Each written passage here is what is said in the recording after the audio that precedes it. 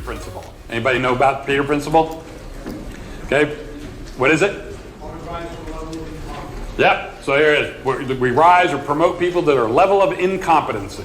We take the best salesperson, because they were great at that, we make them the sales manager. We take the best production worker and make them the production manager. Best admin, make them the office manager, and so on and so forth. For everything that you do.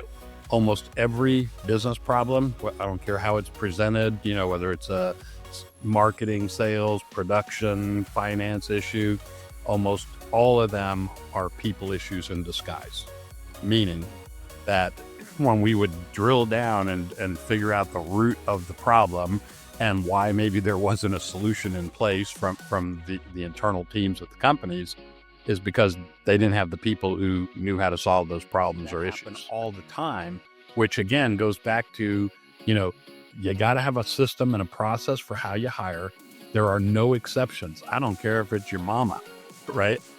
If she's going to be successful in the role, she's got to demonstrate it and go through that same hiring process in order to prove that not only can they do it, but just as equally as I've been saying, they want to do it. The knowledge and skill that's necessary to manage a team of people is a different set of knowledge and skill that it takes to actually do the work yourself. You do have to understand that, but you don't have to be the best at that. What do you have to be best at? Those three elements. How to get the right people in the right role, how to develop these people, and how to focus and motivate these people to make sure that they are doing what they need to do and that they're happy, productive employees. Stand is employee engagement. And at the base level, it's a psychological connection to the organization, which is grounded in your mission, vision, and values, right? So if you think about, as an owner, you are committed to do whatever it takes to help your company grow. Well, let's start with the premise that you have a mission, vision, and values, which is a critical starting point, right? But even if you don't have them fully defined, you started your company for a purpose, right? And that's your mission. Well, obviously you are connected to it psychologically, because it's your mission. That's why you come to work and do what you do every day, right?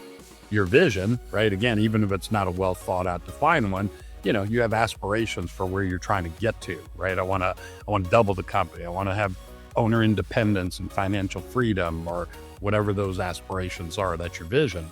And then hopefully you have some core values, right? So again, even if not well defined, that's how you act day to day. That drives your behavior.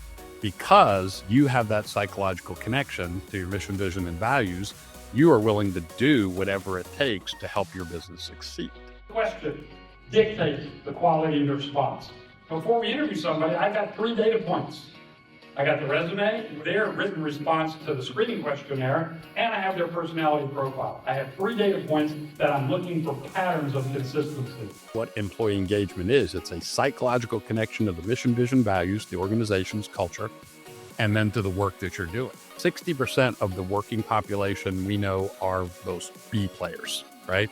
Or what we like to call high potential candidates.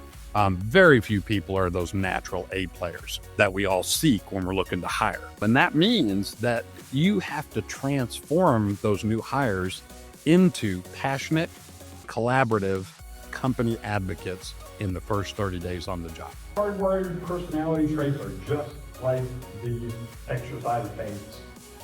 As long as you're motivated, have the knowledge and skill how to use them, you can hold them out here for a time.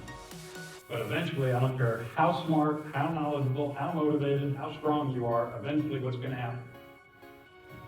They're going to snap back. You got to assume everyone you talk to, whether or not they are, is that star A player you're looking for. And you got to get excited about the opportunity. And if you can't do that, then your ability to even attract the right people, let alone hire them, goes down significantly.